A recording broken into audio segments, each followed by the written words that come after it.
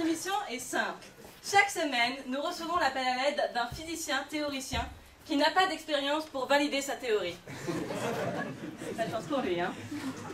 Donc nous nous efforçons de trouver un expérimentateur capable de valider sa théorie. La semaine dernière, nous avons eu affaire à Albert Einstein.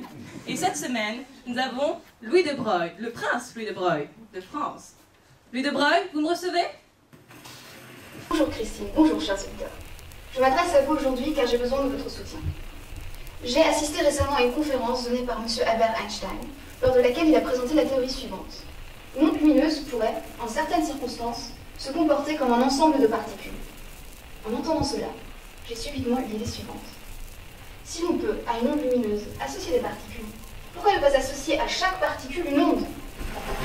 Mais une particule et une onde, c'est deux choses différentes, n'est-ce pas? En effet, une onde et une particule ont tout de même quelque chose en commun. Elles se propagent toutes les deux à une certaine vitesse. Et dans ma formule, j'ai réussi à relier, grâce à cette vitesse, une caractéristique propre à la particule et une caractéristique propre à l'onde. Voici ma formule. Regardez, le h ici est une constante que je dois à mon ami Max Planck.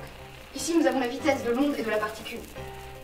Le m ici, c'est la masse, qui est la propriété de la particule. Et le lambda ici, c'est la longueur d'onde, la propriété caractéristique de l'onde. Car si nous revenons à mon dessin, vous pouvez voir que l'onde est en fait constituée d'un motif qui se répète à intervalles réguliers. Et la distance entre deux points qui se répètent, c'est la longueur d'onde. Si je puis me le permettre, ma formule est passionnante, car elle prédit quelque chose de fantastique. Pour des particules très légères, donc de très faible masse, la longueur d'onde sera suffisamment grande pour être mesurée. Et alors, un électron par exemple, en vérité ne se déplacerait pas de manière rectiligne comme une particule, comme nous le pensions jusqu'à maintenant, mais de manière ondulatoire et pourrait par exemple se diffracter, comme une vague entrant dans une baie. Hélas, toute cette théorie est sans valeur si elle n'est pas prouvée par une expérience.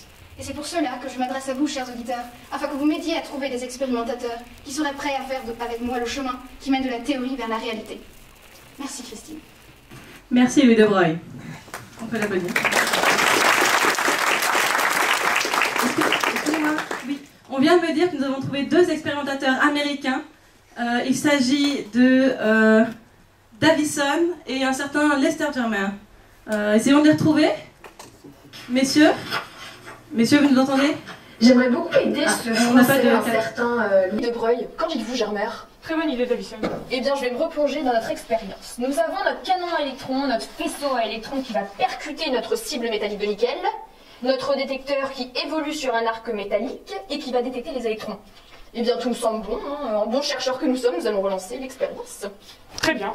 Je me tiens prêt. Canon à électrons. Ok. Cible en nickel. Ok. Détecteur. Ok. Très bien. Je m'apprête à bombarder la cible en nickel avec le faisceau à électrons. Très bien. 46, 62, 28, 8, 2, 42, 23, 36. Germer, je vous fais confiance, vous avez tout pris, toutes les valeurs. Oui, j'ai tout. Alors, qu'obtenons-nous? La même chose. Depuis 5 ans, toujours la même chose. Les électrons sont émis dans des directions totalement aléatoires. Cela ne valide pas du tout la théorie de de Broglie. Messieurs? Messieurs? Nous sommes filmés. Bonjour Christine. Bonjour messieurs, alors, des nouvelles? Eh bien, rien de vraiment concluant. Nous venons de faire l'expérience, mais rien de bien nouveau, malheureusement, pour ce cher de Broglie. La transition est coupée. Merci. Nous avons eu un petit problème technique au laboratoire. 5 ans de travaux. 5 ans. Non, mais rien de bien grave. Une bouteille d'air liquide vient d'exploser. Mais c'est rien, hein, Christine. On va tout nettoyer, on va tout ranger, et puis nous vous recontacterons dans 2-3 ans. 2-3 semaines? Non.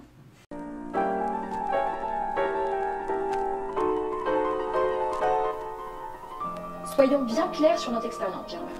Nous avons donc bombardé des électrons sur un échantillon de nickel. Qui, suite à la chaleur de l'explosion, s'est transformé en cristal. Regardez cette structure régulière. Bien, notre détecteur a détecté des électrons dans des directions privilégiées, et non plus aléatoires comme avant. Mais c'est logique. Logique. Un électron peut passer à travers l'émail du cristal sans être levé, ou rebondir sur un des atomes du sommet.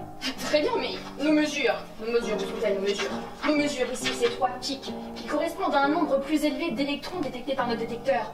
que vous venez de me dire, c'est incompréhensible.